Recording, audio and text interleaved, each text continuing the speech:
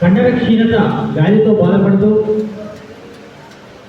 వికలాంగులకు నాతో పాటు ఇబ్బంది పడుతున్నటువంటి వికలాంగత్వం ఉన్నటువంటి వారికి ఏదో చేయాలనే తపనతోటి ఏదో చేయాలి, సమాజంలో మాకంటూ ఒక జ్ఞానం ఉండాలి, ప్రభుత్వాలు గుర్తించాలి, మా బాధలను ఒక తల్లిదండ్రులు మాత్రమే కాదు ప్రభుత్వాలు పట్టించుకోవాలనే ఉద్దేశంతో మంచి ఆలోచన విధానంతో మన లింగోరిగూడెం కత్తుల బాలకృష్ణ గారు దాదాపు 14 సంవత్సరాల క్రితం ఒక సీనియర్ డిజబిలిటీ వెల్ఫేర్ సొసైటీ స్థాపించారు. అతనికి మనమందరము రుణపడి ఉంటాం.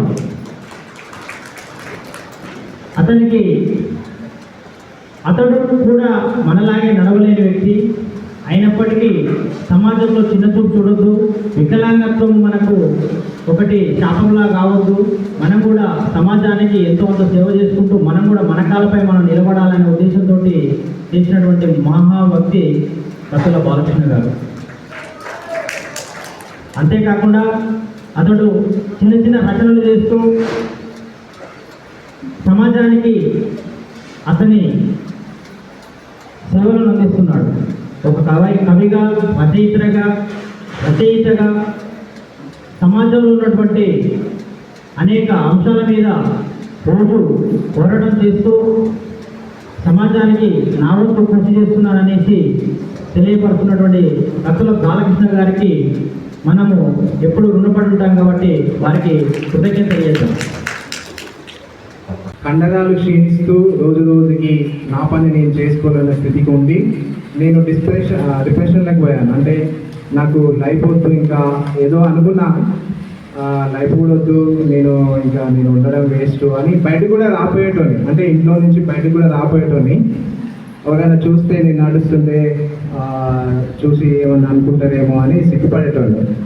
ఏంది ఇట్లా ఉన్న అబ్బాయి ఇట్లా అయిందని ఏమన్నా అనుకునే వాళ్ళేమో అని అట్లా సిగ్గుపడేటోని, రాకపోయేటోని.